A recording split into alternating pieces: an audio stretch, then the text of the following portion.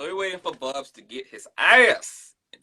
Okay, Hey. can you hear me? Like, can you hear me? Yeah, I can hear you. Can you hear me? All right, good. Yes, I can hear Let me back this you. bitch up. Hold it. All in my face. Hold on. I Give need me to, 50 feet. am I sitting Oh, we closer? got Black Daddy in here. Come on, Black Daddy 50. What's Come on, going Black on, Daddy. everybody in the motherfucking chat? Going one. So we have only a small window of time to talk about something that really requires a whole motherfucking series. To be honest, it's like a lot of shit going on. What's going on? This is my first goddamn Instagram live, so that's funny that I've been on Instagram for years, and this is the first time that I've ever gone live. Really. We are here to talk about RAZ B and Chris Stokes, Marcus Houston debacle. Okay, you guys probably already familiar with what's going on, especially since RAZ B is not new to this shit. He's true to this shit. So he is somebody who has been telling the same story pretty much since the beginning of his abuse. There are documentations dating all the way back to him as a fucking as a young person, underage, filing police reports Minor. against Chris Stokes, etc. So there's a lot of fucking history here.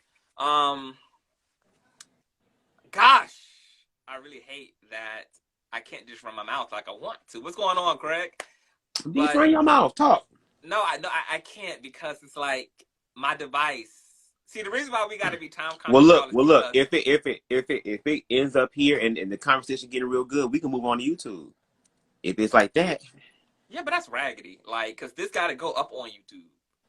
I mean, hey, it's not how you start, bitch. It's how you finish. You opened up the dialogue. Okay, so I'm pretty sure a lot of you have heard recently that RAZ B is in the works with Netflix, trying to create a documentary to kind of expose what's going on in Hollywood, kind of using Hollywood as a catalyst. But speaking on Me Too in reference to men, it really deals a lot with, I believe, hypermasculinity, and we're going to be facing that in the years to come. But it came back up, you know. I think you guys saw, hopefully you did, the Jason Lee interview with RAZ B, which was like a few days ago. Yep, saw the Hollywood Unlocked interview. Exactly. There you go. Yep, that. I believe he did an interview with the YouTuber by the name of King Jives as well, so y'all can go ahead and check that out and see what that's about. But I feel like now, especially with the whole Me Too movement, this shit ain't gonna go away. It's not gonna go away. You know what I mean?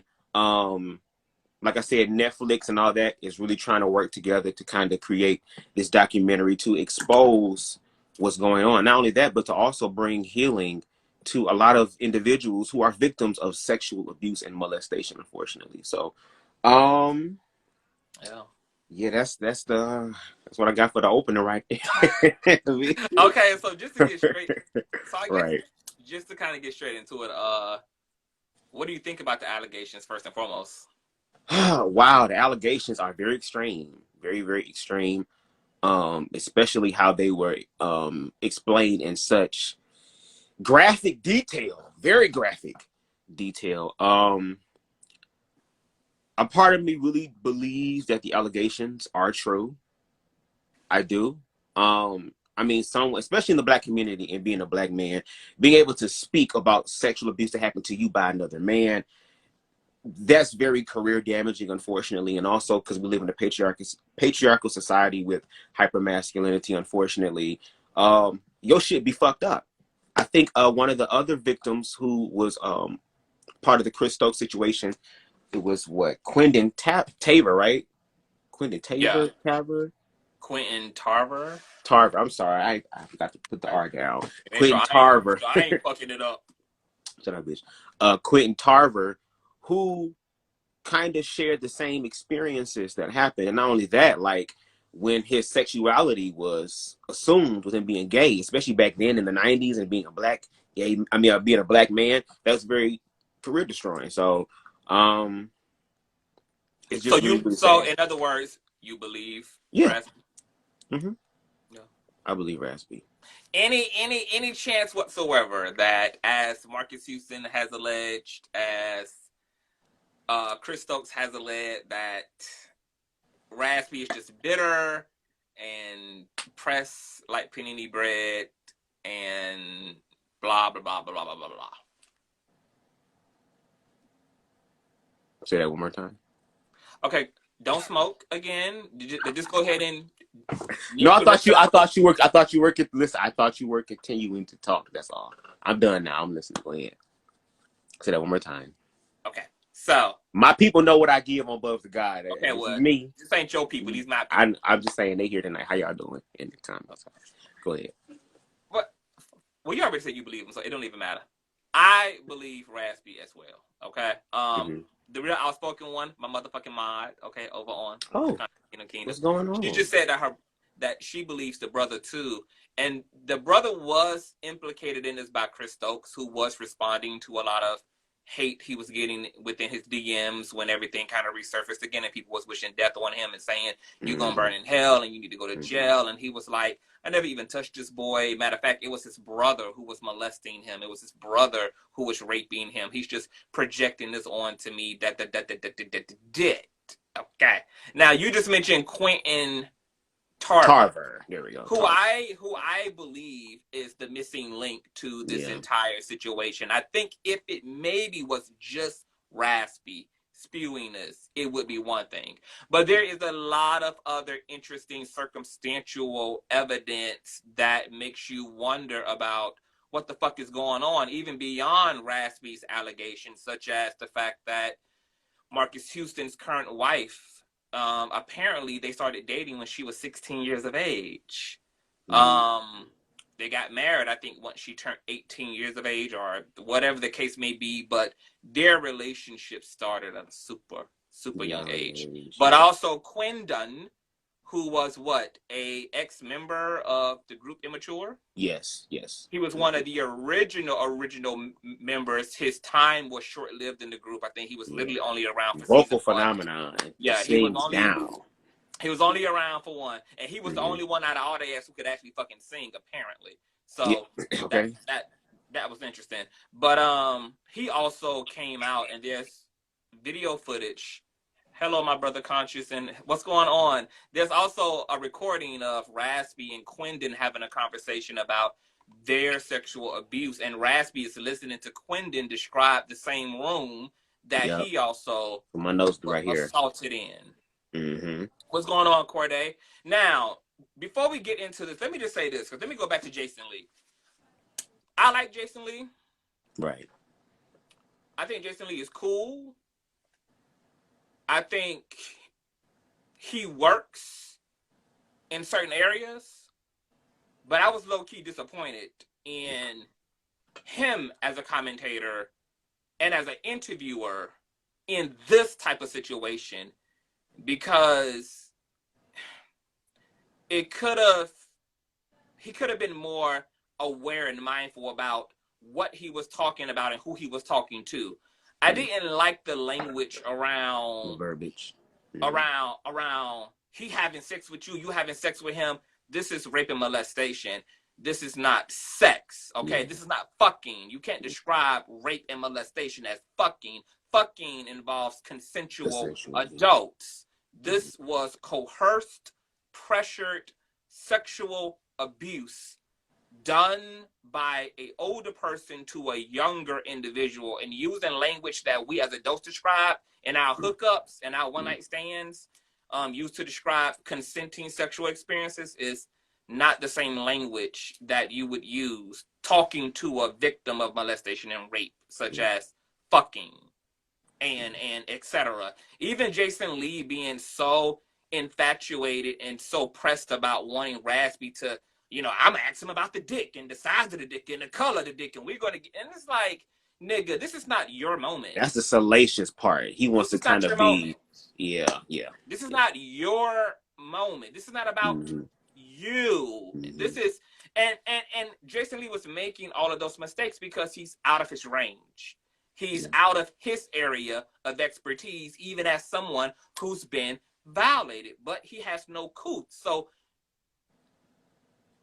you should either stick to the salacious shit, or if you're going to do something this grueling and this something something this real, have your shit together, because you also triggering up a lot of other motherfuckers listening to this interview who've also been through this, and they're cringing and crumbling up at just the aspects of the abuse that Right. I can't for the life of me even understand why any of us would want to know. Like I don't know what information, how the information about Chris Stokes' dick size and dick color is relevant to any of us. I don't know what exactly that information. What are we supposed? I mean, like, what's the value? I don't know if it was. I don't know if it was in the context of, you know, if we have a picture of his penis, can you pick it out in a We lineup or don't. something like that? You No, know. we don't. We Right. don't. And what is Chris Stokes going to do? Put out a fucking selfie of his fucking dick to verify? No. Like, and he didn't set that context up either, which is what I'm talking about. See, somebody who's mindful would know how to speak to a victim of sexual abuse. There's context, and you're guiding this person and setting up structure. All of that shit was completely negated. But for what it is, for what it's worth, kudos to Jason Lee for using his platform and finding a way to get the interview done, despite Chris Stokes trying to silence Fox Soul and threaten lawsuits and cease and desist. So that was clever, and he did his job at the end of the day. Fucking fine. Now, you believe Raspy. Yeah. I believe Raspy. Also because of Quentin Tarver, who I was going to go into. Yeah.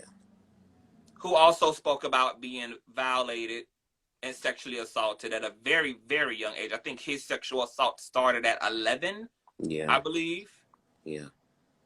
Yes, Iyanla Wood, my spiritual mentor, one of my many spiritual mentors, one of many of my trans ascended master. She ain't even passed on yet. She's already my goddamn ascended master, okay?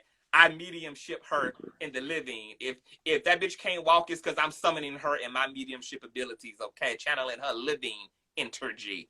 He is not someone who I can even. Can you read that small shit? Like, which one we talking about? Read the like, because people are writing, but I can't see. Okay, I I'm got you. looking far away from the phone. There's a Royalty said, "Hey, Royalty, hey, Jason Lee is not someone who works for his audience, only for him. After watching him on Love and Hip Hop Hollywood, he is nothing selfish, in my opinion." That's what they said. But there you have it.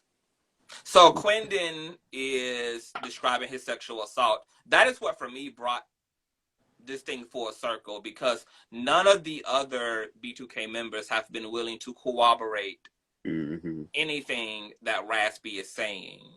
So Quentin's testimony about the same person alleging the same thing is really significant to kind of bring in even more credibility to Raspy's claim. Yeah. Now, I did reach out to Quentin to talk to him because obviously with all of this shit coming back up, he's reliving a lot of things as well. Yeah. And he is also working through his healing and moving forward from these things. And I think that that story is also significant because there's a lot of things going on here. Like, first, I want to talk about Black men and sexual abuse. What are your thoughts about Black men? Well, first of all, before we get there, do you think that the other members had the same experience as Raspy? Do you believe that Omarion, J-Boog, and Little Fizz also were allegedly abused? Yeah. I mean, I don't know if you guys remember, because like this came up like almost a decade ago, where at least for me, when I saw it, they actually had pictures of motherfuckers laying in the bed with underwear on, Marcus Houston and all of them. So it has been that sort of thing going on, that sort of grooming. Let me bring you into the house. Let me control every aspect of your life. You can't have any girlfriends, and if you do, they have to be light-skinned because he's a colorist, Chris is. Having very demanding work schedules and strict rules and regulations is kind of like, you know, someone has control over your life, and it's that easier, especially when you're pushing other people away. Like with Quentin, like he had a manager. The manager was pushed away because of Chris. You know, a lot of the people that were around, all the members of B2K, had their people pushed away. You know what I mean? Oh, we just got to focus on the artist. And then you're having sexual experiences like this happen. And then on top of that, you're young. You're young, so the money's coming in, the fame's coming in, all this stuff is coming in. But yet now I feel like I'm trapped because this is what I have to do to keep it. Do you get what I'm saying? So I do believe they have some experiences that were of sexual abuse, unfortunately. Like even the way that we were talking about this a few days ago, even the way that J Boog reacted when Razby came out with that, you know what I mean, with his anger and everything, the way he was shaking and was just mad. And once again, I can understand that happening because your career, you got a family, all that type of stuff. But at the same time, it might bring up something in the past. It might be a trigger. So I believe something happened. I did. I really do. Why do you think that if something happened, why would they be so silent about it? Well, I mean, first of all, they're black men. And what does that mean for those who don't know what unfortunately, that would when you're a black man, you have to be, it's a hyper masculine type of thing. You have to police your sexuality. You have to be hard. You have to be tough. You can't cry. Basically, you can't be a human being, basically. That's how I look at it. In the community that we live in, it's like if you're a black man and then you're talking about another man dominating you, and niggas like, you a man too, you ain't do nothing, you ain't hit back, you 15, 16, you can hit this nigga in the throat, you can hit this nigga in the nuts. Like, why the fuck are you allowing this nigga to do this to you? But once again, when it's happening at a young age and you have someone who has so much power to where they can destroy your life right then and there, take away everything you know and love that you worked hard for, you know, couple that in as well, it's going to be hard for them to speak about it. And even if they wanted to be like Razby and speak out, look at all the shit Razby going through. Motherfuckers making songs about him, young jock looking boy. You know what I mean? Chris Brown has said some homophobic things in reference to him about his sexuality. Like, it's a hard thing to do. It's a challenging thing to do. So I feel like they're doing the easy thing, the easy route. Just, it's better just be quiet, because if it's out of sight, it'll be out of mind. And that's the gag. It's really not. So people are bringing up April Jones, who I just did commentary on my YouTube platform. I'm gonna be honest. I don't think that April Jones, who is the baby mother of both of Omarion's children, I don't think that bitch knows shit. I think April Jones is really just a bitter Betty, and she just has it out for her baby father. And I think her even like in this subtle way trying to hint to being a beard for Omarion, because she didn't really come out and say he was gay, but she was like, well, he only wanted to do this because of the gay rumors and I was willing to do it. And I'm just like, she's kept fucking with this man ever since they've separated. I believe her even getting with Little Fizz was retaliatory behavior toward Omarion. I also don't believe that April Jones has enough integrity to protect Omarion. So if these were things she knew for a fact, I believe that bitch would have went on the smear campaign immediately. Like, April Jones she didn't have enough decency to respect the father of her children by not dating someone that used to be his friend and his bandmate. So I don't believe, if you don't have enough integrity to not do something like that, you damn sure don't have enough integrity to withhold any information that can be damaging to Omarion's reputation. So for me, I don't believe that bitch knows shit. I believe whatever she would have actually known, that shit would have came the fuck out immediately. Like, we would have heard the whole diary of secrets after that breakup up until now. So I believe she's only capitalizing. Because think about the timing too. Look at the timing of her saying this. She could have made this statement about why she did the show way back when. But what she's doing is being a opportunistic. There you go. Praise him. Ratchet-headed bitch. Bitter about her ex. Razby is having his Me Too movement that involves the rest of B2K, and she's going to secretly slide her motherfucking ass in there and try to sprinkle out salt on Omarion's thing by alleging that, yeah, these rumors were about my baby father. Because she knows how damaging that type of shit is when it comes to black men.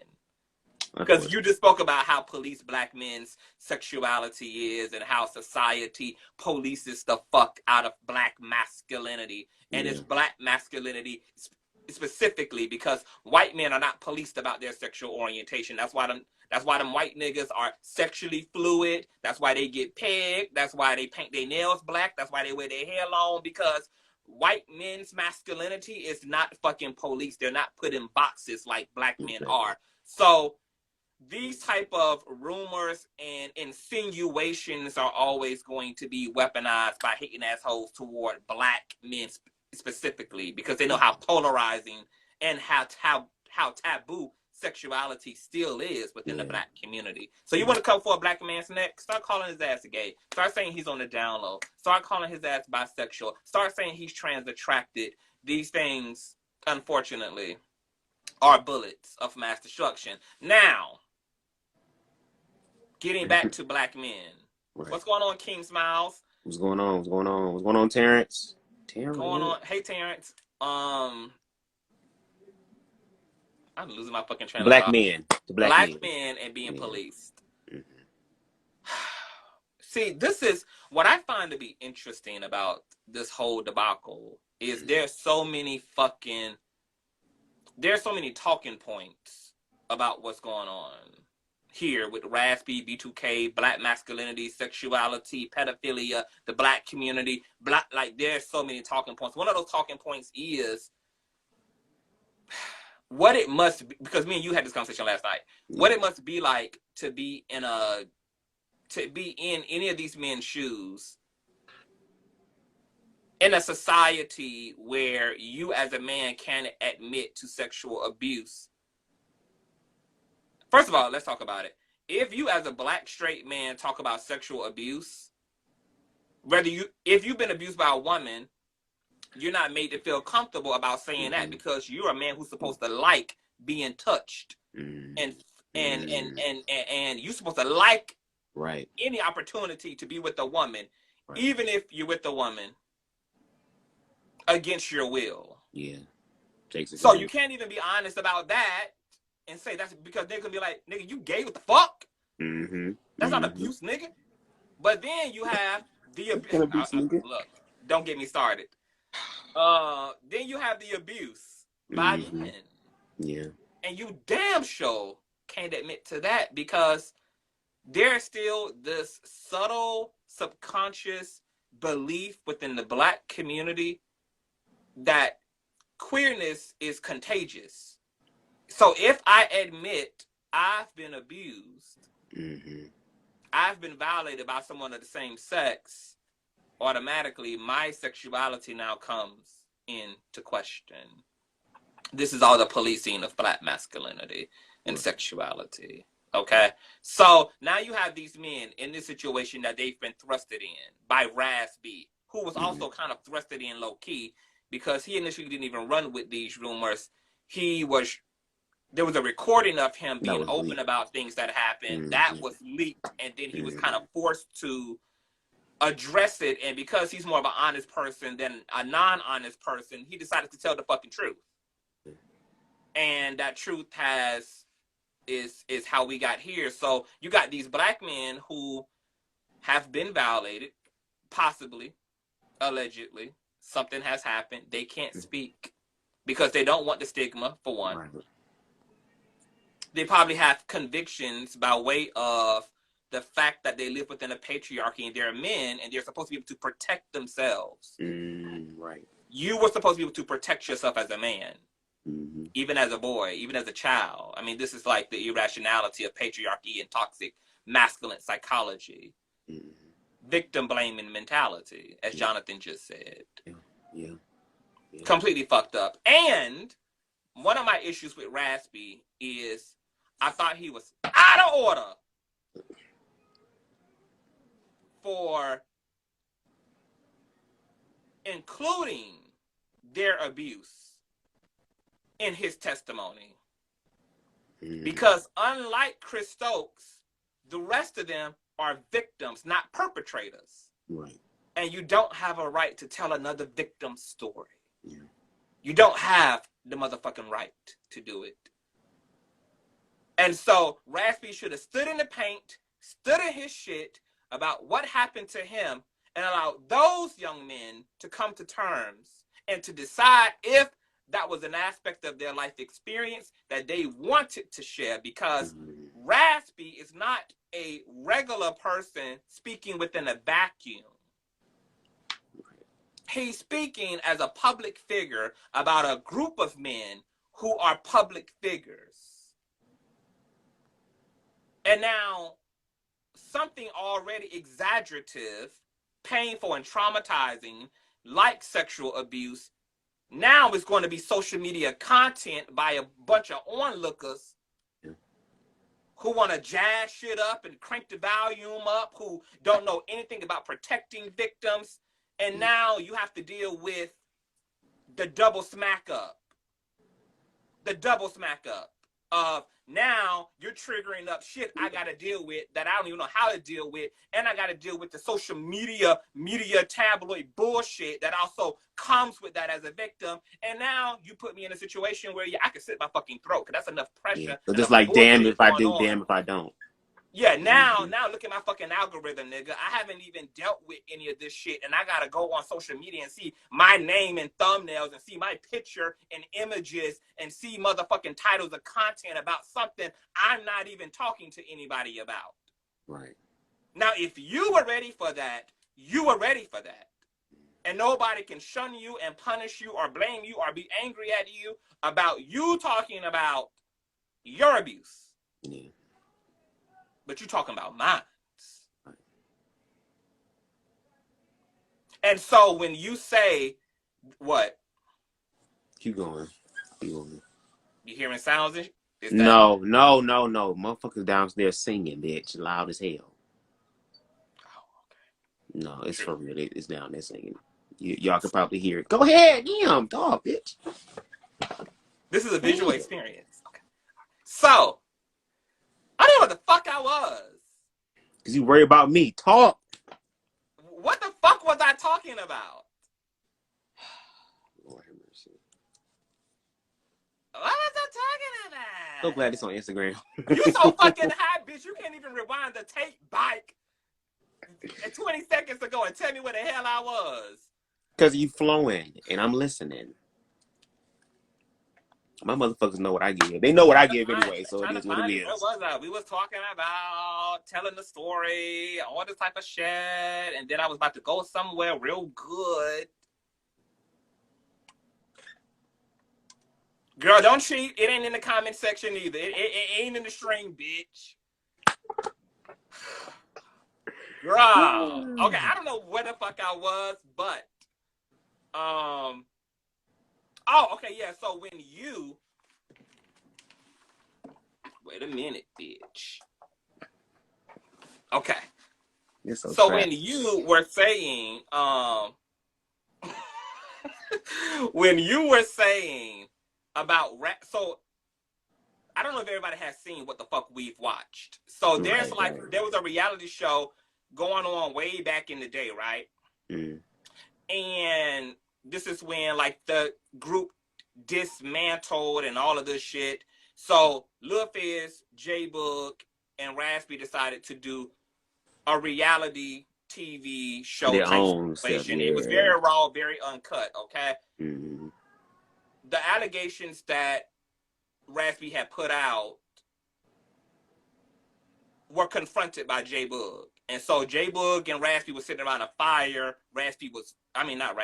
J-Book was very turned. He had on his toxic masculinity shit. He was real in his, he was angry. I think he almost even swung on that nigga. Like, it was a lot of anger.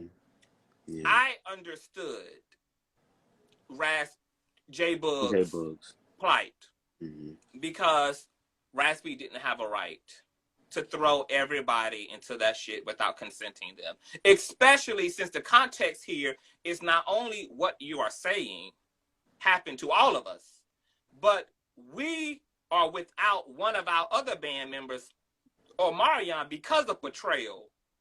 And now here you are going behind me and Little Fizz back without our consent, telling our story or not telling our story.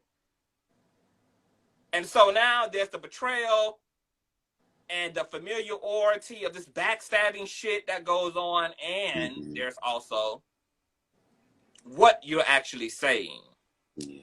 Now, my question is going to be to you.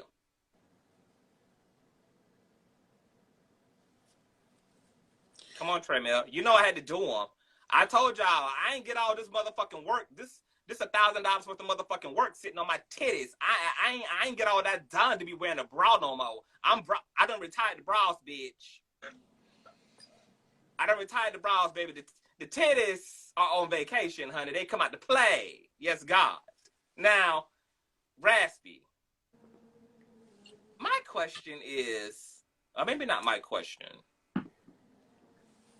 but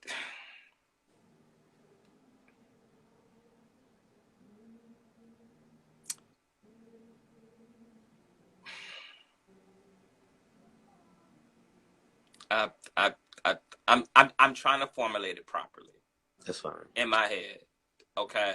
I'm not mad. Okay. What is that comment saying? Oh, he said making moves in 2021 said as a black man being born in the 70s as a child, these kinds of conversations about being gay and sexual were never talked about. All that has changed today though. Yeah, so that's what we here for. We here to have those conversations. You know what I mean? Like it's the redemptive power within all of us, like, and also by walking by faith as well. Like even with Raspy, I know you'll get to your question, I'm sorry, but like even with Raspy, like at first I ain't gonna lie, I kind of struggled with believing Raspy a little bit because as we did our research, it was the fact of it was something about the money. There was one point in time where apparently he was paid off to say, oh, all the allegations that I said or whatever were all false, and you know, whatever the case may be, there was always money. He always wanted money, which in a sense I can understand because it's like, nigga, if I dedicated a big part of my life to this, I done worked, I done sacrificed, and then on top of that, allegedly, I done took all types of dicks and shit. Nick, yes, you got to run me. Run me what's mine. At least do that. And then on top of that, nigga, you my cousin. You my cousin. You got millions of dollars. I'm saying you was my guardian. So why am I not sitting on millions? So at first I was thinking like he could be using that angle to get money, but at the same time, it's like, do you not know when you do shit like that, it actually fucks up the credibility of real victims who are going through shit?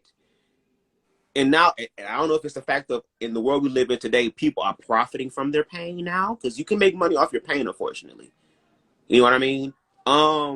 But once again, as we further our research with Quindon Tarver and just hearing the accounts and everything, and even now with him in 2021 with Netflix trying to get this documentary done, it's like this shit is going to fucking go forward. It's not going away.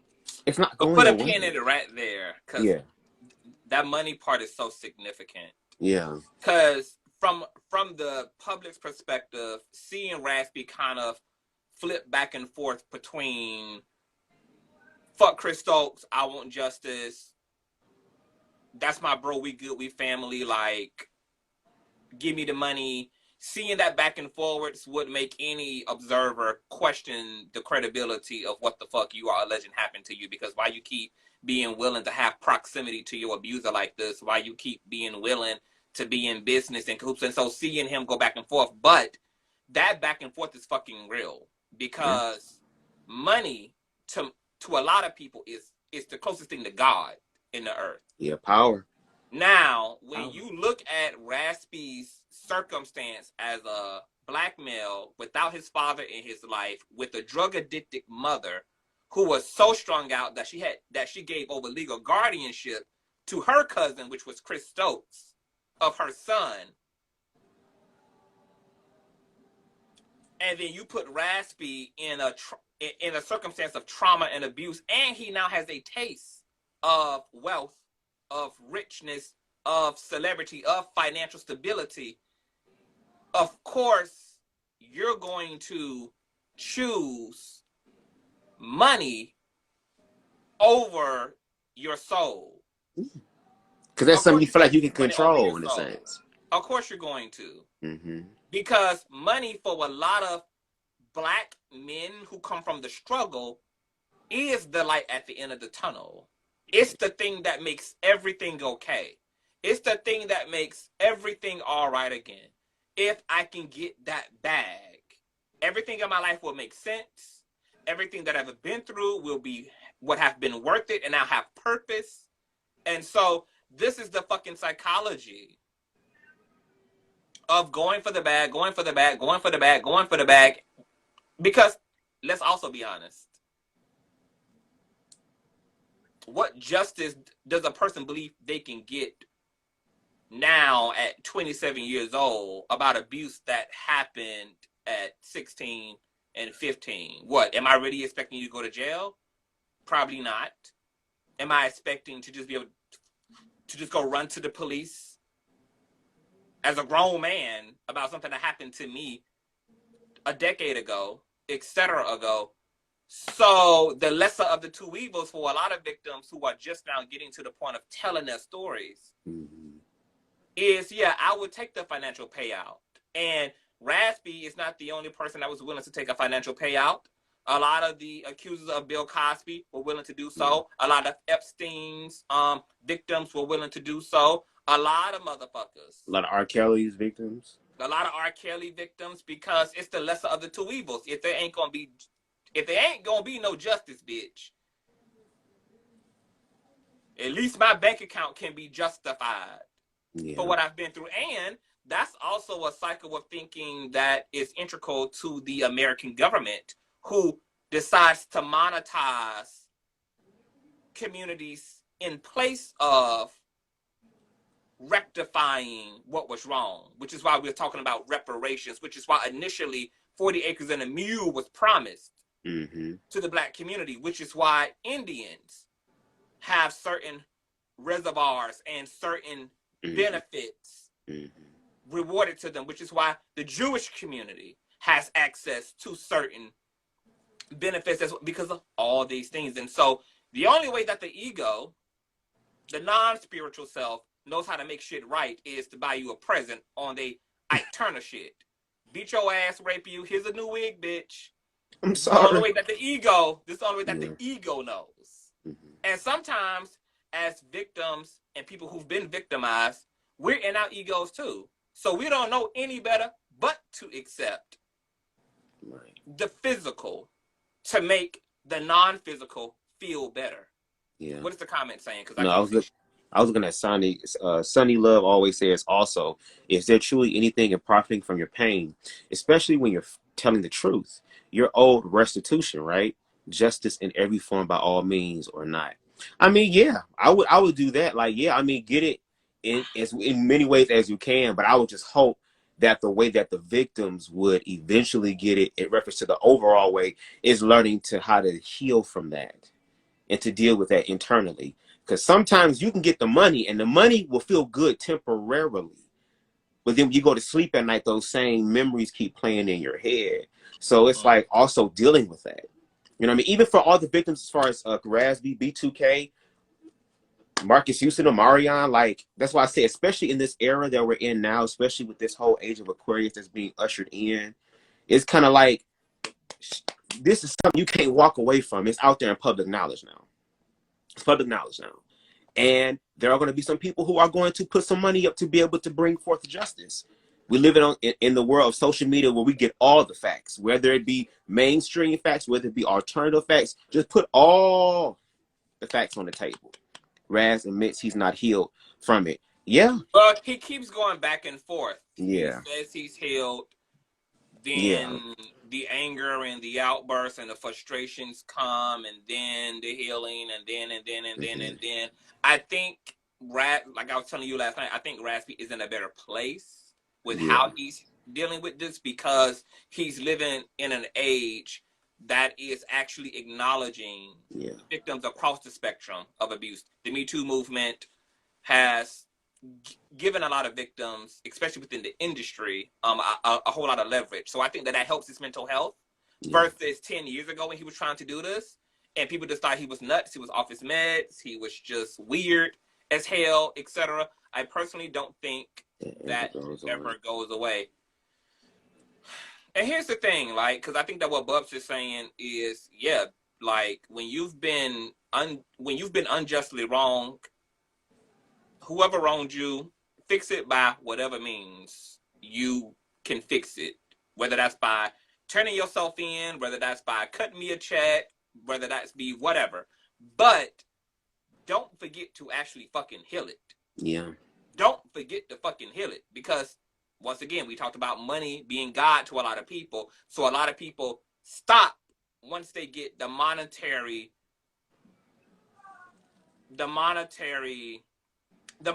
form of healing.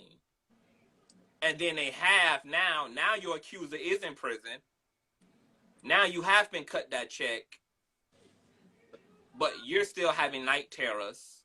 You're still dealing with the PTSD. You're still dealing with the alcoholism and the addictions that you now have as a result of coping with that trauma and not healing it, while your accuser has been brought to justice. So bringing your accuser to justice does not heal you in and of itself. Your abuser cutting you a check doesn't heal you in and of itself either. The only thing that heals you is healing itself. Everything else can just make it easier for you to choose your healing. Right. Like, yeah, if your ass is in jail, yeah, if you cut me a check, I can let go enough to start working toward that healing and not be so angry and frustrated at the dynamics here. But it's not the healing in and of it fucking self. It's not the healing in and of itself. This is why you have people in the earth who have been apologized to 100 times. They're having their ass kissed eternally by those who have wronged them, and it's still not enough. Because you haven't healed it. And at some point, you have to also heal it. Now, the big issue that a lot of people have with healing, especially when it's by way of what the fuck another motherfucker did, is people have this attitude that because someone did it to me, I have no accountability. But that's where you have all the accountability, because the mess was made in your soul. Yeah, you didn't do it, yeah. but they spilled that shit into you. And so, irregardless of who damaged you, that damage is now your damage. It's now your intellectual property. It's now your content. And you are not going to be free until you assume 100% responsibility for what someone else did to you. And that sucks for a victim to hear. Yeah. It sucks. But that's where you find your power. That's where you find your power. When you can fix the mess that somebody else did in your life, when you can go ahead and go forth without hearing an I'm sorry or some sort of closure, and you decide to pick up the pieces for yourself, that is power. That is God activated in you. And then once again, when you pick up those pieces, guess what? Because you're doing it in love and healing, you're going to teach other people how to do that too. Because like even with this Netflix thing, whether RAZ B is healed or not, he better fucking prepare himself. Because like I said, in the era of the Me Too movement, shit is going to be a snowball effect. And everybody going to be up there. Everybody going to be up there. Everybody's going to be up there. The members of B2K, unfortunately, are going to be up there. RAZ B is going to be up there. Chris Stokes is going to be up there. Marcus Houston, Omaria, they're going to be up there. And that's the fucked up part about life. Sometimes life ain't fair, but that's where your power comes into play. Because it's about what life is teaching you. And not only that, what you can teach other people. Because there are people who are going to watch this documentary, and based on how it's done, it might be able to help a whole bunch of people who are going through similar things. That's the key. Closure has nothing to do with who wronged you. It's a personal journey. Yeah, but as an individual like myself, it's Davion, that nigga know, I felt like closure was what I needed to bridge the gap. And when I didn't get that closure, I low-key wanted to kill myself.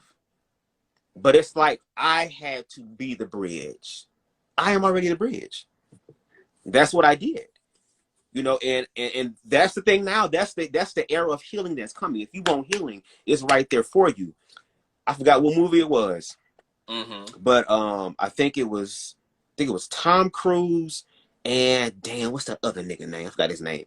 Anyway, they're in court and he said, "We want the truth." He said, "You want the truth? Bitch, you can't handle the truth."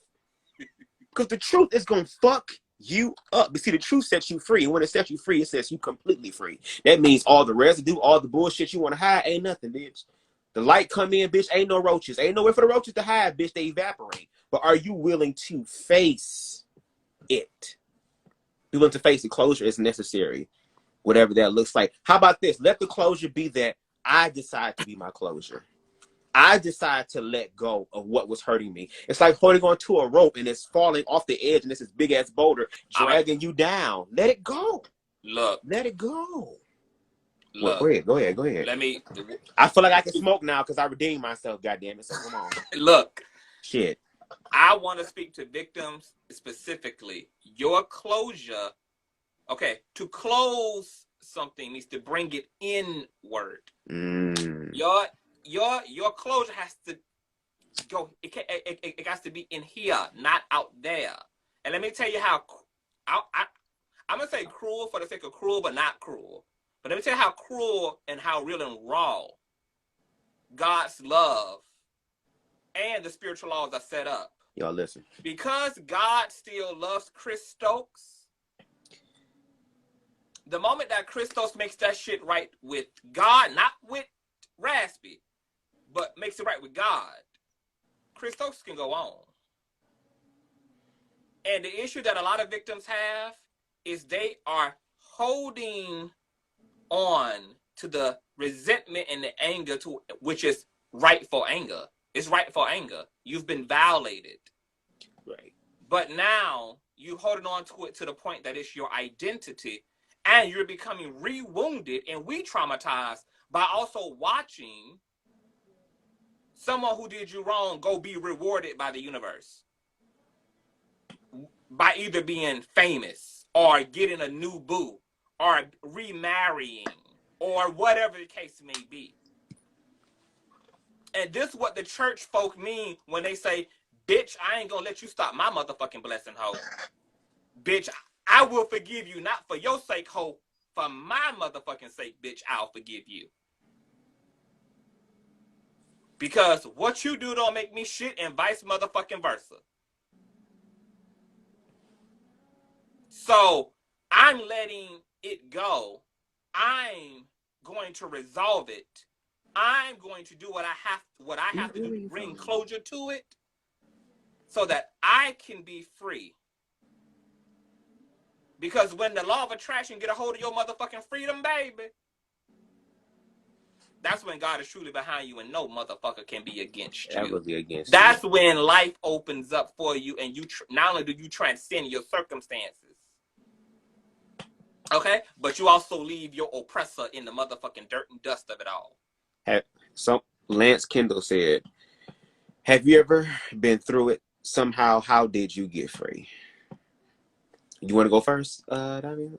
Simply put, I got free by observing exactly what I'm telling everybody in this stream. I got tired of watching the motherfuckers who did me wrong go off and be blessed while I was still pressed and pissed.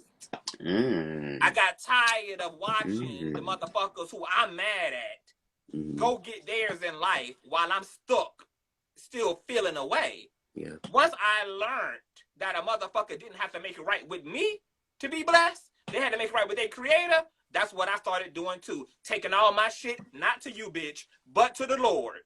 Okay. But to the Lord. And I didn't miss a beat from there. Okay. So that's my answer. Okay, amen. I'm gonna have to piggyback off of that. Exactly. Like, once again, in my situation, I made a man my God. I gave man power over me. And when I got to the point to where it was too much for me to handle, when I didn't get the relationship that I wanted, the commitment that I put all my time, effort, and energy in, and on top of that, my body in, nigga, it ain't work out. I was fucked up. And I was thinking about killing myself. Now, here's the gag, though. If I would have killed myself, that nigga would have still been bouncing on other dicks to dick to dick to dick. Would have done nothing. Who I would have been on this live with if you would have went somewhere. Exactly. See, this bitch would have probably resurrected my ass or something. I don't know. I would have. Just to kill you. But see, shut the fuck up. But see, I had to learn. That's the thing about me. It's my life. I came in this bitch by myself. I'm going to leave this hoe by myself. So I came in this bitch and leaving this bitch with everything that I need. I'm what I need. I made him a need when I should have made me a need. And then everything else is just a want, because a want can come and go. When you realize who you are, And let me tell you something. It is possible. It is possible. Both of us on this goddamn live are living testimonies of that. The nigga above me was married and all that shit, bitch. It's hoes right now that got divorced, and them hoes is 10 years out and still going to goddamn conventions. Bitch, how you do it? Tell me, how'd you do it? How'd you heal? Still. And look at this nigga now, got a goddamn bird version of Jesus on his damn chest, bitch, with this Harley Quinn ass hair, looking like the nigga version of Joker, bitch. All that. But look at me. I'm a trap ass nigga who is crazy. But my life is, and hairline still going strong. Amen. Amen. You want to see? You want to see the hairline going strong? Come It's on, kind of wave, messing up here a man. little bit. Shout out Honey. August. Shout out to Don't you motherfucking feel August like from when the you Real give Hot your Boys hairline to Rooster. the Lord, honey, you get blessed with waves too. I'm still trying. My hairline saying, "Look, bitch, God ain't through with me yet, bitch. He's still working some shit out in my hairline." But it's like freedom is real. It's real, but it only happens through conversations like this, and not only that, but conversations within yourself. Because you are responsible for your own feelings. I remember Cat Williams said something along the lines of, "Bitch, how can I destroy your self-esteem?" It's called self-esteem. It's esteem of your Right. motherfucking self, which means you have the power to be able to control how you feel. You can only react to stimulus. That's it. To stimuli. But when you love yourself, that's when you be able to find that peace that passes all understanding. And that shit is real. Trust me. If you want some peace in your life, let it go. And when you start letting it go, and you really start letting it go, and you continue to ride out that flow of letting it go, let me tell you something. You will never look back. You will be like, damn, I wish I would have done this shit sooner. But it's not how you start, bitch. It's how you goddamn finish. If you got time, keep doing what you need to do in reference to self-love and get your shit together. You'll be all right. Yeah. Yeah. It was something. Oh, God. Long-winded answer. I just lost it, but I was right there. Oh, Raspy said something because he did a Breakfast Club in 2019. Yeah. No, it wasn't on the Breakfast Club. It was on something, but he said out of his mouth, he said, I don't know why, like, this had to happen to me. Like, I don't know why this keep happening to me. Like, I'm a good guy, I have a big heart. I don't know why this kind of stuff keep happening to me. And I know why it happened to him. As soon as he didn't realize, he just said why it happens to him. I'm a guy with a big heart. The people who are given the most heat in this corrupted, disorienting, fractured ass reality are empathic people. People with the biggest hearts and who courageous enough to use them are going to end up with the most bruises and scars as a testament that they lived from their heart, which is a courageous thing to do, to live from your heart. Empathic people, not only do they endure a lot because they're actually living their love, they're taking their chances, they're being vulnerable, they're being trusting, which is how they're being preyed upon from time to time, how the wrong motherfuckers are getting close to them because you're giving human beings a chance. Yeah. You're giving motherfuckers a chance. Something that healthy people do. Yeah. Give motherfuckers a chance. Not because God to give y'all a chance. Paranoia. But there's also another aspect of being empathic that for a lot of Western empaths, because in the Western world, we're just now starting to come into small conversations about empaths and empathy and those who have an empathic nature, which means that empathic people been on their own up until these conversations have started happening within our society. But when you are empathic, you also are naturally susceptible to abuse because you represent the light of the polarity, which is the healing aspect of the polarity. That love in you is light. And nobody is more attracted to healing than a sick, dense, twisted, broken, in need of motherfucker.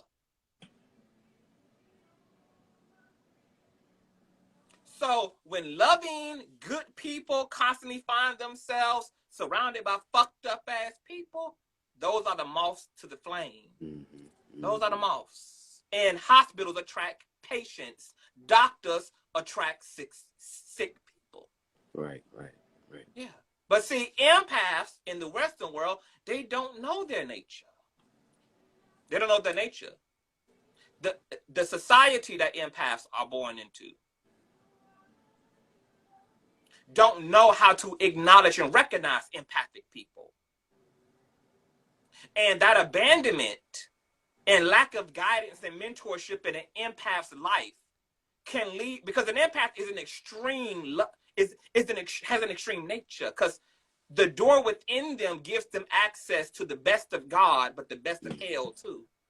Those energies flow through empathic people in extreme ways. This is why empathic people in an egoic scientific world are oftentimes marked as bipolar, schizophrenic, suffering from social anxiety, suffering from depression, mood swings. And what that is unguided, unlearned, unnurtured empathy. When empathic people are left to their own devices and don't have the knowledge, they don't have the community to help them understand who they are, this can be destructive to an empath, to the point of suicide, to the point of total self-destruction.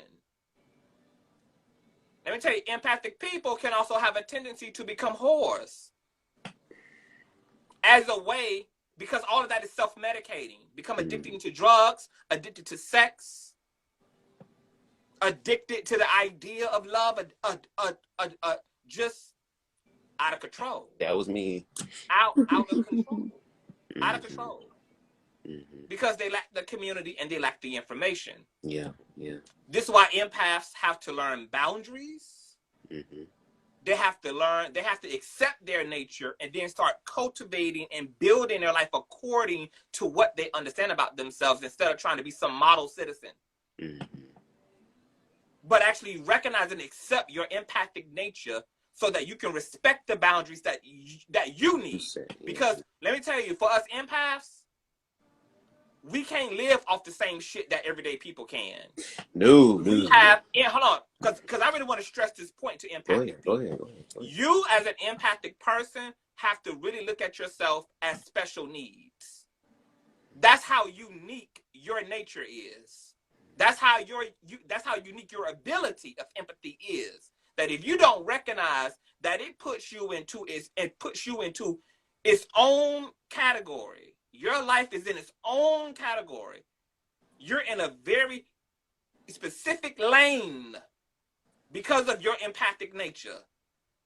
And if you try to do what the rest of these motherfuckers do, bitch, you're going to be done for. If you try to live and operate and deal with the ideas and the philosophies and live according to what works for your neighbor and what works for your family and what works in general, you're not a part of the general population. You're an empath, bitch. You are equivalent to a fucking mutant. You're a mutant. You are a special needs person. You have specific requirements. You have to be loved a specific way. You have to be cultivated a specific way. And when you're in families and systems that don't acknowledge that, you can lose your way dramatically as an empathic person. So that's why I'm enjoying this, living in this age where we get to have these conversations and acknowledge these interesting, unique people with these predispositions, so that we can help to give the resources and the community to people who are different, not by choice, but by very design. By very design of the creator, you are different and you can't do nothing about it. What you can do is accept it and master your ability, master your nature. But you will never be able to rebuke it. You will never be able to alter it. But you can learn to be responsible with it. And you can learn to, I'm missing all these comments. And I'll be trying to learn.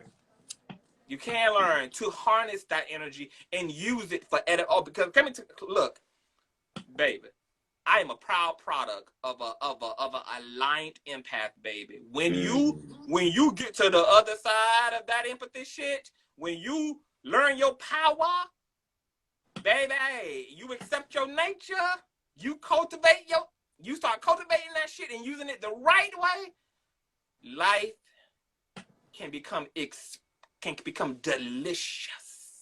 Amen. Kim Burrell style, bitch. All the shit, all the food, all the chicken, all the shit. Can you read some of these comments? Because I literally can't even see them. Can you scroll in? We can. Hold on. Let me see. It was one comment I saw. I love you too, baby. My vibe. Sunny love always. And addicted to fixing folks instead of sharing the knowledge of how to heal your motherfucking self. Woo! Come on now. Yes, for that one. I'm an Avenger. I knew it. Yes, you are, Cat. Oh my God. Oh my God. This was a dream. Okay. Somebody said it was kind of scary.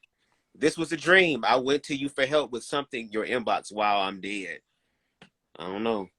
Somebody said they love their baby father so much. The real. Like, what happened about the inbox? This was a dream. I went to you for help with something in your inbox while I'm dead. Oh, I guess somebody put something in your inbox, like a dream or something. I don't know if you just. I don't know if it's deja vu or something. I don't know. Check your inbox. About you. Maybe they're talking about you. We went to see. I don't know. Okay. You know, I can't wait until I feel that feeling. You say what?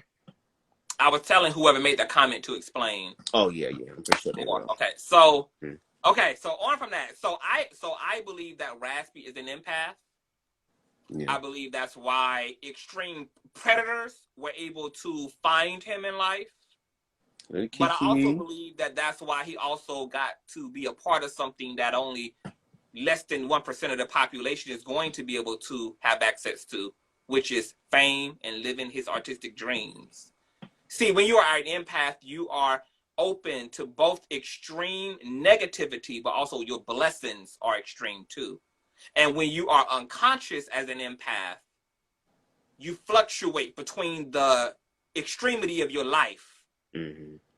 Things you can tap into and manifest things that blow your mind as an empath because of your nature. Mm-hmm. But you can also manifest and allow in things that have the potential to help you to really destroy your fucking self as well. That's why we see every time I look at any empath, I see the unconsciousness. What? Hi, Kiki. What's going on, boo? Kiki, what's going on? Kiki, you ain't fucking following me. Oh. Okay, you need to hit that motherfucking follow button, sis. And the woo. Read Lance comments. Say it was Lance.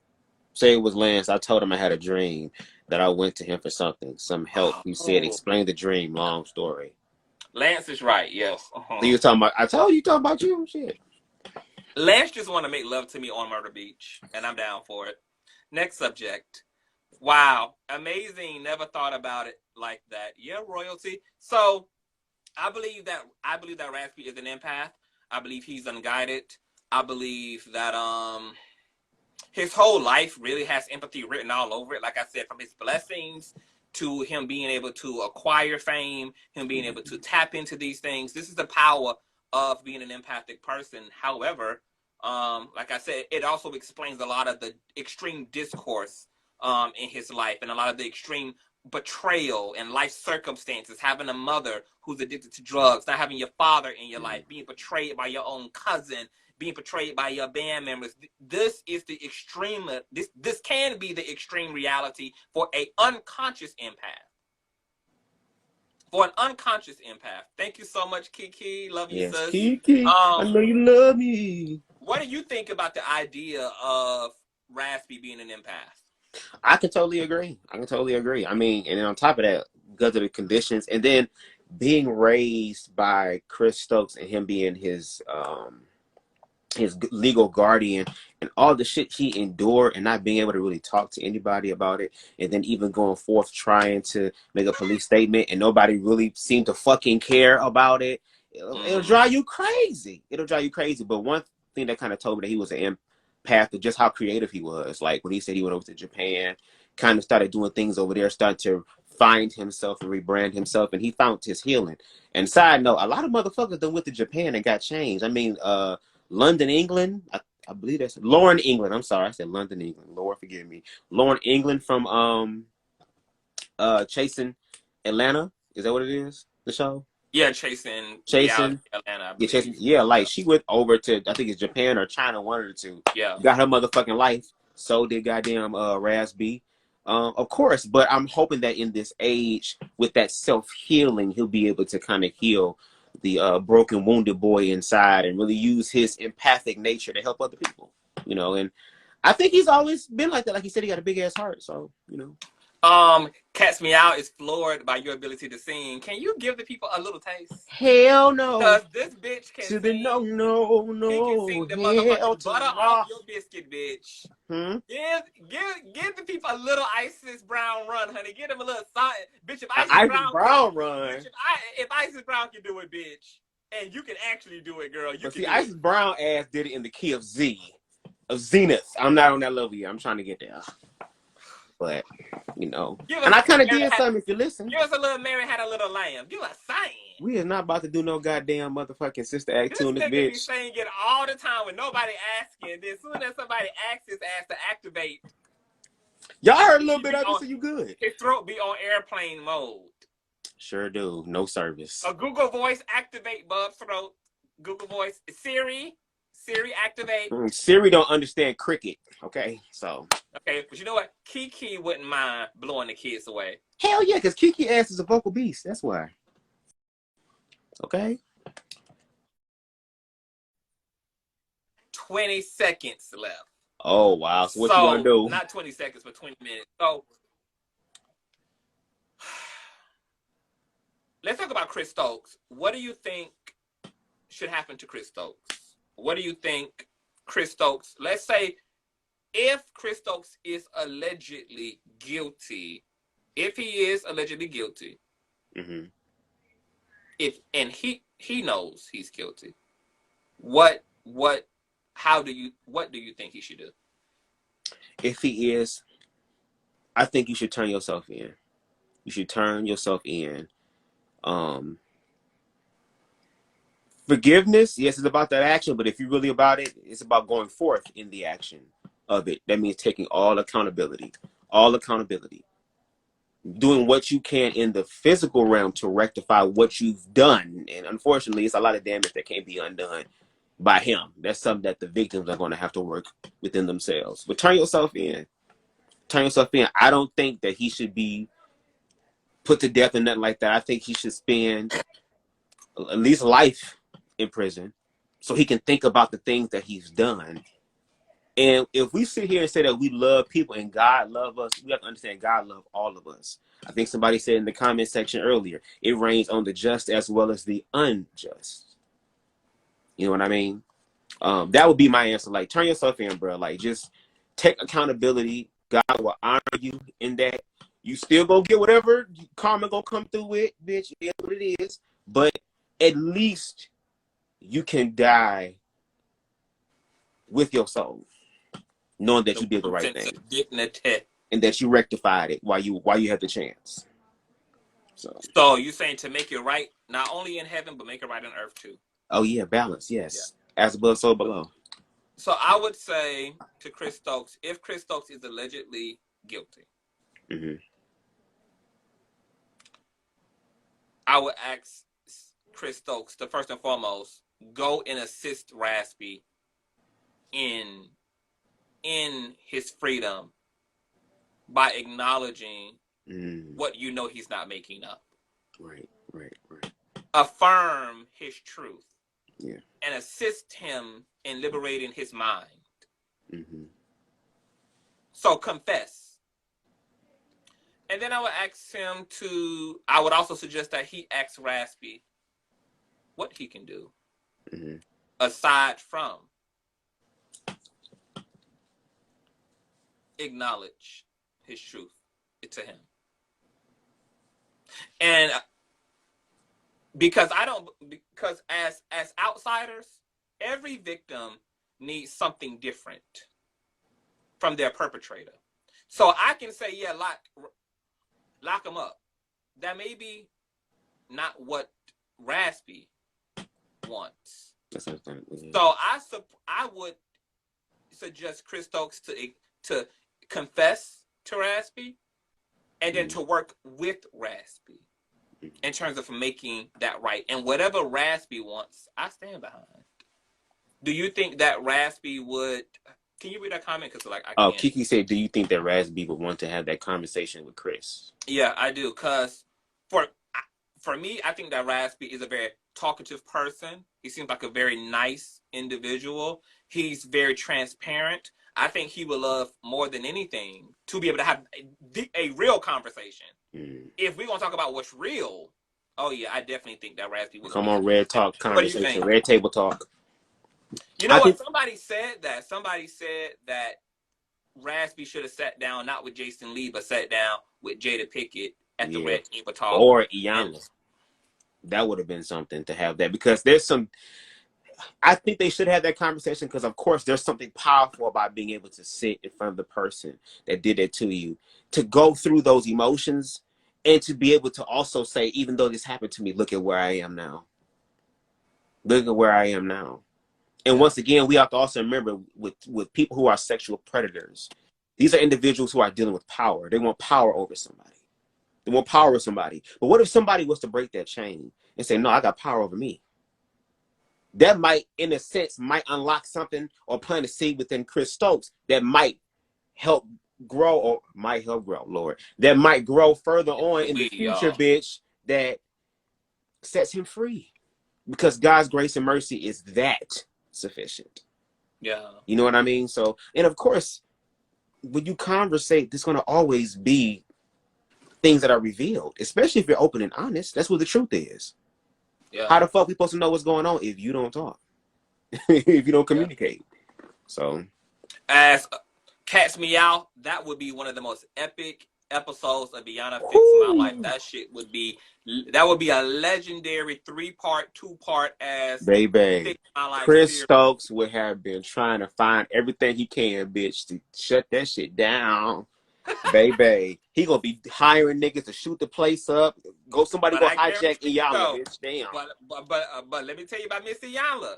She don't play too, and motherfuckers be thinking they about to come to her and have her vindicate them by only giving the smoke to who hurt them, and then they be ready to shoot her ass themselves after she gonna put that same foot in their ass too, because healing is accountability that works in both directions, and that's why you gotta go there. Yeah. You gotta healing. People are victimized by other human beings. Yeah. But as we spoke about too, people also have to take accountability to what happened to them in terms of, now this has happened to you. You've got to manually work through this, even though you didn't do this to yourself. And like I said, a lot of victims, they're not ready for that. And there are certain things, there are certain philosophies and ideas within our culture that have conditioned us and programmed us to expect that from other wrongdoers. You did something wrong, go apologize. You did something wrong, go. Like, so we have an expectation from those who do wrong to make it right. This is why it sounds so crazy for victims of all kinds across the board. Whether you're a victim of infidelity, a victim of theft, of violence, of domestic violence, whatever the case may be. This is why it sounds crazy to a lot of victims, because they never even heard.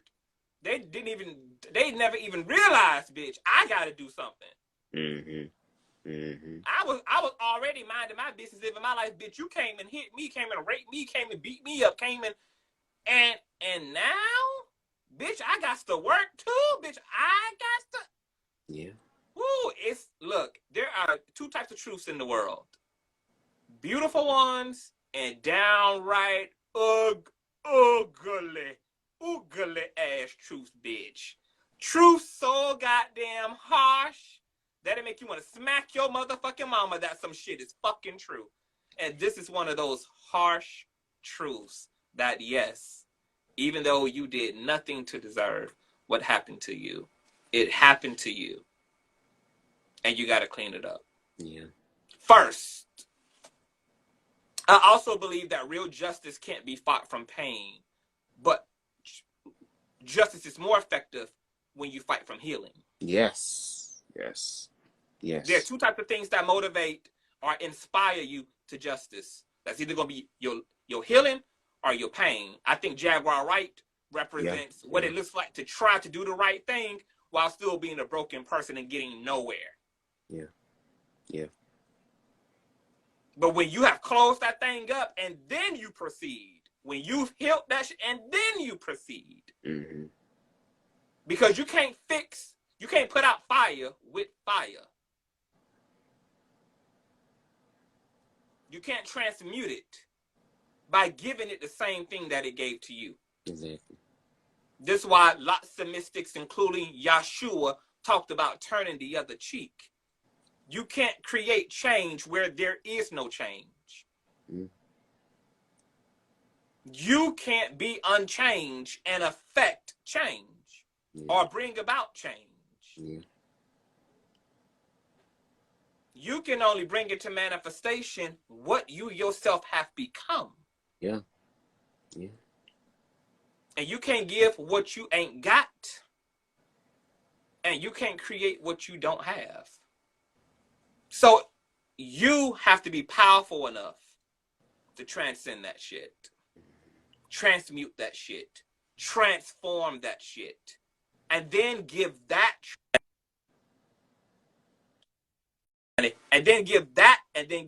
transformative energy the fight. Put that transformative energy into the conversation. Put that transformative energy into the perspective. Put that transformative energy into the confrontation we need to have. That's the energy you proceed with. The power and transformative nature of your healing. That is an energy that gives light and moves mountains.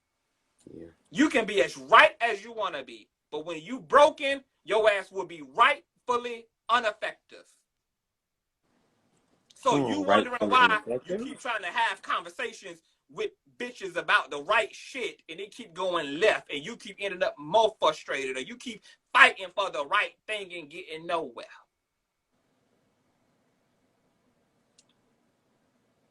It's like a car without wheels. You can press the gas all you want. I just don't know where the hell you think you're going without them. I just Come don't on, know bitch. I'm going no wheel. I'm screaming. I know you want to go, and you some need to bitch go, get high as ready hell and to be go. like, "Hey, we riding, bitch." But I don't know where the hell you think you're going. Right. Without them. Closing remarks. Y'all listen, and my people on BUBZDAGAWD, they know what I'm about. Like I always say, love yourself. Love yourself. Self-love is like the cheat code in this world. Self-love is like the game shark. I'm definitely telling my age with that one. When it comes to this life. But also understand, self-love doesn't mean that all bad things are not going to happen to me. It's like, no, I accept that bad things are going to happen, but I'm going to do what? Move through them. I have the faith to move through whatever obstacle is in my way. And if I learn from it, I won't go through life figuring out or asking what is life doing to me, instead of like, what is going on through me? What is life trying to teach me? What is life trying to get my focus of attention and attraction on? And it's not going to happen overnight. But like someone said earlier in the comments, in reference to like when we're talking about money being a form of reparation, when you're, done wrong or whatever, like you got to start somewhere. Start somewhere. Be consistent with your self-love. And you definitely gonna need self-love, especially in today's world where everybody's life is on the internet now. We're connecting with people and all that type of stuff. Baby, if you are not built for it, they will tear you down. It's the world, but we're seeing the world all together now. Now you get to decide how you want to move forward in the world and allow the things that's happening in the world to teach you what's going on in your own personal life. Because if it's one thing that everybody got going on, it's something. Somebody dealing with something. Somebody going through something. Somebody struggling with something. But also understand there are people that are healing through things. You're not exempt from it. Life supports you in whatever way you think negative or positive, knowingly or unknowingly. But this time, just try to do the best that you can, even though it's going to take a while, it's going to take a minute, but do the best that you can to cultivate that self-love, reinforce that self-love. There are many different exercises you can look up online. Do it for more than 30 days. It becomes a new habit. That's the thing we have to do too, is break old habits. And that's what healing means. Healing means I refuse to continue to go forward in the same manner that I've been going. And I'm choosing to go ahead and make a complete 180 and go the other way. And it's possible. It's going to be fucked up in the beginning. But just like Davion said, baby, when you get to the other side, you won't be saying hello from the, you'll be saying hello from the other side, bitch, actually. Yes. Yes, girl. Freedom is real and freedom is yours. So I asked you for closing remarks, bitch. I have a dream speech instead. Amen, amen to that. Bitch, I'm on your platform. I gotta do what I can, bitch. Okay. We're on our platform. He's saying that now in front of y'all, but behind scenes, bitch, you was on my fucking platform, bitch. I'm just playing. And do not wait for the. Can you read that for me? And do not wait for life to prove you wrong. It can only prove you right. Ikarobo shande ichkatai. Well, those are our closing remarks. I stand behind everything Bubs just said, and I think this was a riveting, balanced dialogue. Yeah. It's a conversation that we need to keep having as a community about Black men, about sexual abuse. Mm-hmm. I thank Raspy for even coming out. And even though Raspy made mistakes along the way and how he went about this, mm-hmm. when you're broken, you don't have a choice but to be flawed in doing your best. Mm. And so even though he didn't have a right to tell other people's stories, when you're hurt and there's an opening, sometimes you just got to take your mother. You just got to take advantage of the moment and seize the motherfucking opportunity. And so I think what he's doing is powerful. And I hope that it inspires many Black men to come forward about abuse that's happened to them, either by way of a female or by way of a male. There's so many Black men who are secretly holding these type of experiences in their souls and in their psyches, and it's shaping the way that they show up in their relationships to women, their relationships to men, the way that they are experiencing themselves. And like I said, when we open up this conversation, there are just so many talking points because of the circumstance itself is so, it's larger than even B2K. It's larger than Raspy. We're talking about the things that contribute and create the Chris Stokes and the Raspies of the world. And I would be interested to know what the fuck happened to Chris Stokes. What the fuck? Like nigga, you. We gonna find out soon, bitch. I tell you that. Let that bitch be on Netflix. We gonna find out what Chris Stokes must have been through it, because monsters not made. I mean, monsters are made. Mm-hmm. So whatever the fuck made this, if these allegations are indeed true, baby, that means that Chris Stokes got a fucking story to tell too. And and that's the unfortunate injustice of abuse. It's a cycle that keeps on unfortunately giving. Abusers abusing others. And so Chris Stokes is wrong. But more than likely, like most abusers, he's been abused too. He's been a victim who maybe even tried to cope with his own abuse by assuming power over others. As twisted as that is. But broken mind hold twisted psychologies. Broken mind hold twisted ideologies. And so this is just fucked up on all ends. My heart goes out to the whole goddamn situation. Is a fucking tragedy. But I'm glad we're getting somewhere. And like I said, I hope that this just inspires more. And I appreciate you for helping me to hold this conversation. You know, you said this was going to be good. This felt good. It did. This felt good. Like though I had my high glitch moment in the beginning. It was some heavy shit to talk about, but it was good. I told you, like, it's balanced. It's Look, y'all just be on the lookout in reference to House of Consciousness, bitch. Y'all be on the lookout for Bubs the God, bitch. Y'all be on the lookout on so many other individuals. Like, I'm so excited about life right now. I'm so excited. And y'all should too. This is an amazing time to be alive. If you were empath, if you were the ones that were last on the list, always forgotten, always left to the side, guess what, baby? Your time is come. Man, it is time to rejoice. The last shall be first, and the first shall be last. It is what it is. It's a transfer of power, baby.